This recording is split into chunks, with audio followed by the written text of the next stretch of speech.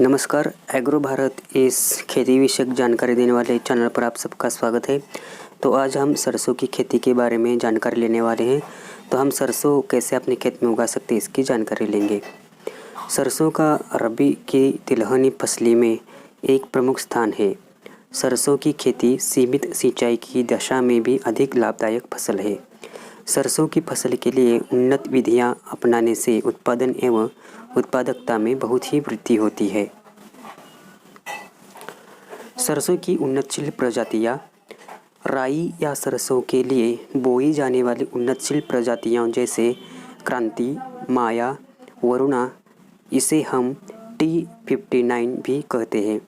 Pusa bolt Urvashi तथा नरेंद्र राई प्रजातियां की बुआई सिंचित दशा में की जाती है तथा असिंचित दशा में बोई जाने वाली सरसों की प्रजातियां जैसे कि वरुणा, वैभव तथा वरदान इत्यादि प्रजातियां की बुआई करना चाहिए। तो किसान भाइयों, असिंचित क्षेत्र में हम वरुणा, वैभव तथा वरदान इन प्रजातियों की बुआई कर सकते हैं और सिंचित जहाँ वहाँ की ज़मीन होती है वहाँ पे हम क्रांति, माया, वरुणा ये हम प्रजातियाँ लगा सकते हैं। वैसे ही पूसा बोल्ट उर्वशी भी हम सरसों की इन उन्नतशील ऐसी प्रजातियों को हम अपने खेत में लगा सकते हैं। जलवायु और भूमि की आवश्यकता। सरसों की फसल के लिए 25 से 30 डिग्री सेंटीग्रेड तापमान होना चाहिए। सरसों की फसल के लिए दोमट भूमि सर्वोत्तम होती है जिसमें कि जल निकास उचित प्रबंध होना चाहिए। तो किसान भाइयों, सरसों की खेती के लिए 25 से 30 डिग्री तापमान उचित माना गया है और सरसों की फसल के लिए हमें दोमट और सर्वोत्तम ऐसी भूमि चाहिए जिससे जल का निकास होना बहुत ज़रूरी होता है सरसों की खेती के लिए। भूमि की तैयारी। सरसों की खेती के लिए खेत की तैयारी सबसे पहले मिट्टी पलटने वाले हल से जुताई करनी चाहिए। इसके पश्चात से 3 जुताइयाँ देसी हल या कल्टीवेटर से करना चाहिए।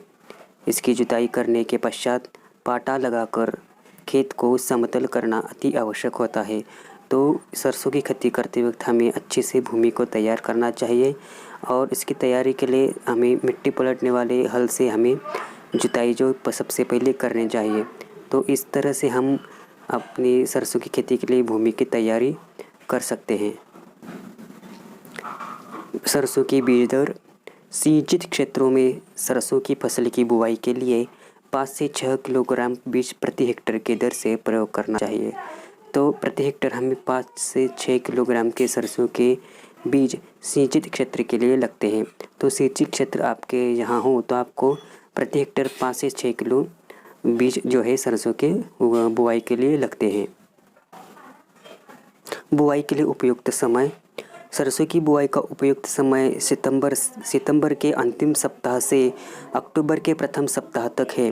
सरसों की बुआई देसी हल के पीछे 5 से 6 सेंटीमीटर गहरे कूड़ों में 45 सेंटीमीटर की दूरी पर करना चाहिए।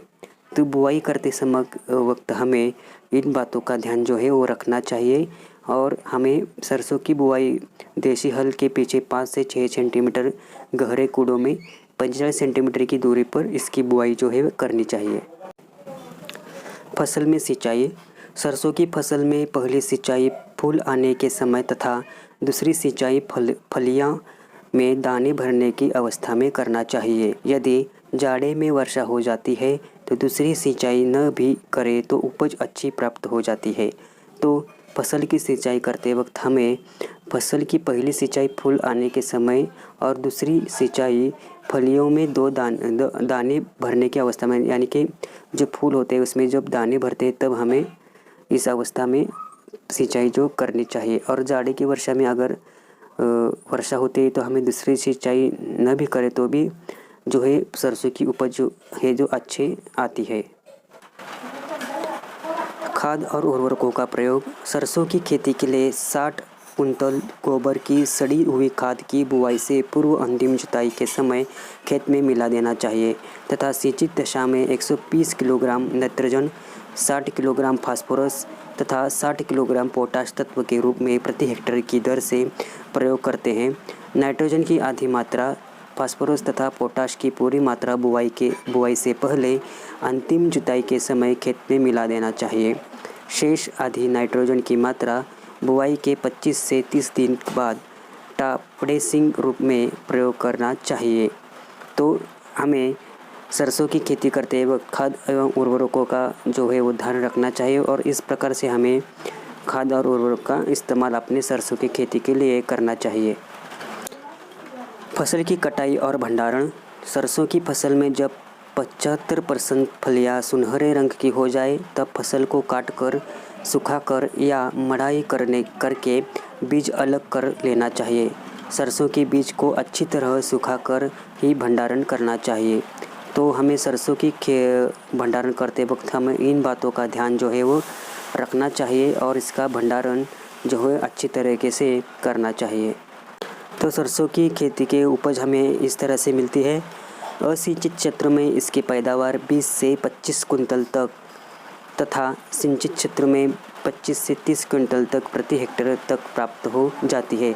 तो हमें असिंचित क्षेत्र जहाँ होते हैं इसकी पैदावार हमें 20 से 25 क्विंटल जो है इसका हमें जो है प्रति हेक्टेयर हमें उत्पादन मिलता है और सिंचित क्षेत्र में इसका हमें 25 से 30 क्विंटल इतना हमें प्रति हेक्टेयर प्राप्त होता है। तो किसान भाइयों, सरसों की खेती करते वक्त हमें इन बातों का ध्यान रखना चाहिए और हमें उपज भी इतनी मिलती है। तो ये जानकारी आपको अच्छी लगेगी तो हमारे आप चैनल को सब्सक्राइब कीजिए और वीडियो को लाइक कीजिए और इस वीडियो को आपके जो नज़दीकी किसान भाई है उनको शेयर कीजिए। शेयर करने के लिए वीडियो के नीचे शेयर बटन है, उसको आप क्लिक करके व्हाट्सएप पर या फेसबुक पर आप इस वीडियो को शेयर कर सकते हैं और हमारे वीडियो को लाइक भी कीजिए। ऐसे ही नई जानकारी के साथ हम अगले वीडियो में आपसे मिलेंगे। तब तक के लिए हमारे चैनल को सब्सक्राइब कीजिए और वीडियो को शुरू से लेकर लास्ट तक देखें।